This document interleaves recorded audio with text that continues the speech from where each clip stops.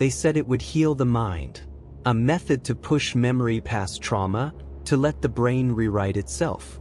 But when the first subject began whispering words in a voice no one recognized, the scientists realized they had opened a door they couldn't close.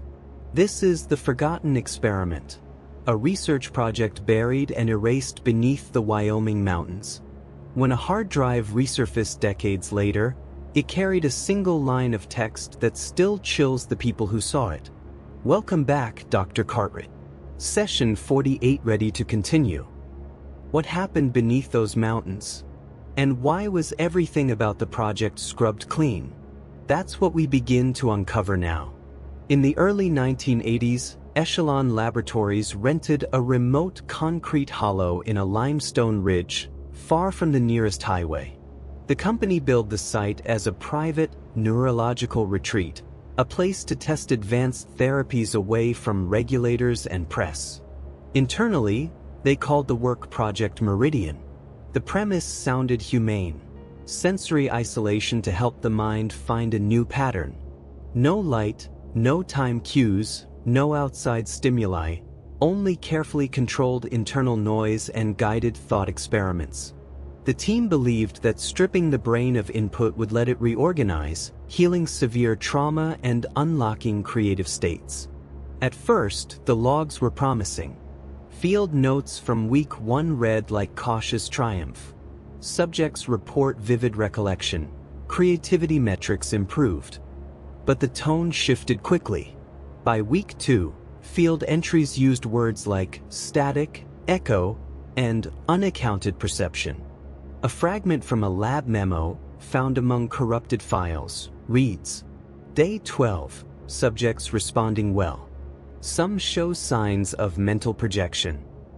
And the last readable line in that folder is, chillingly, something else is in here with us. The problems began to appear the same way nightmares creep into sleep, small at first, then spreading. Subject 07, a middle-aged man with no prior psychiatric history, began describing conversations in absolute silence. He would sit in the chamber and answer a question no one had asked, then ask to be disconnected. Dr. Evelyn Cartwright, the lead scientist whose notes later became central to our recovered file, wrote this in her private log. Subject insists someone is answering his thoughts. But there's no auditory source. He remembers future events he shouldn't know. Other subjects described light inside the dark and sudden, detailed memories that could not be theirs. One subject found herself able to recite a child's lullaby she'd never heard, yet the melody matched no known song.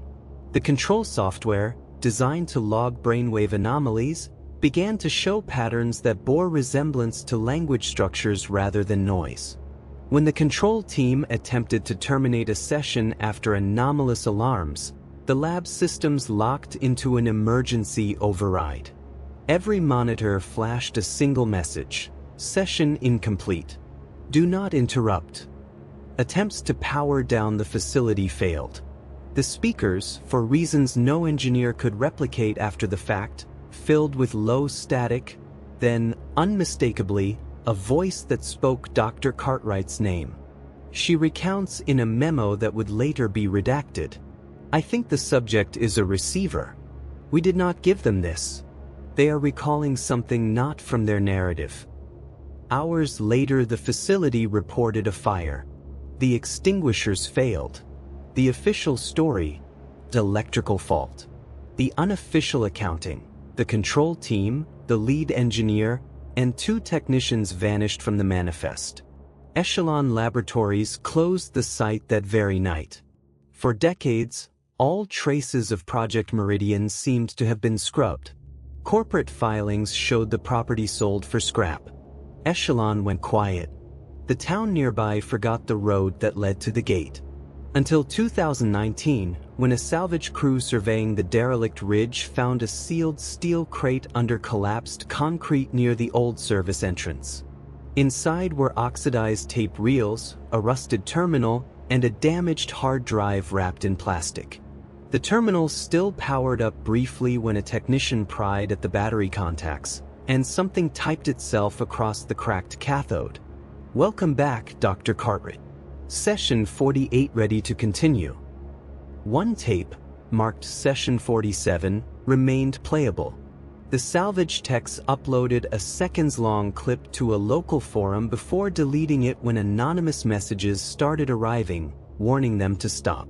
The clip is eerie, a faint breathing, electronic hiss, and then, in the background, a voice that does not sound quite human saying, "We're still waiting." Local police cataloged the crate and turned the materials over to a municipal museum for safekeeping.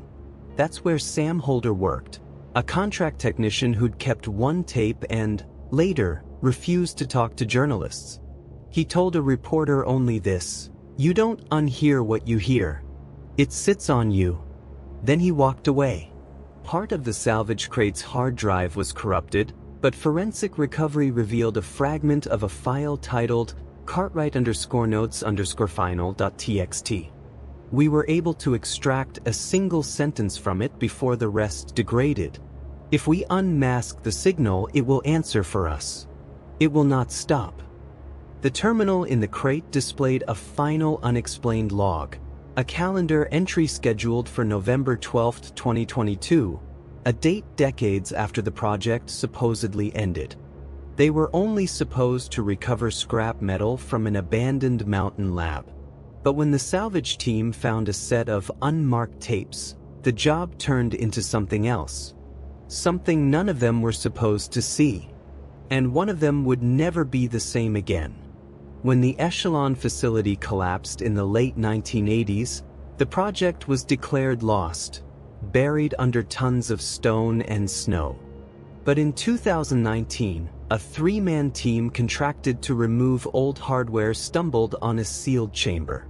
Inside, stacks of film reels, glass specimen containers, and a row of monitors still humming faintly, powered by an auxiliary generator that somehow hadn't died. Each tape was labeled "Session," followed by a number. One of the workers, Sam Holder, pocketed 3 of them. He later claimed that when he played the first tape, the audio wasn't blank, it was breathing and whispering. Sam's curiosity got the best of him. He digitized the tapes using his home computer, and what he heard became darker each time. The first file opened with a woman's voice, calm, composed, almost rehearsed. "This is Dr. Evelyn Cartwright, Session 48. Commencing at 0600. Then static, followed by the faint sound of dripping water. And another voice, male, trembling. "I don't want to go back in." Sam thought it was an actor at first, until he realized the tape had no music, no cuts, no edits, just raw, continuous sound. Then came the second file.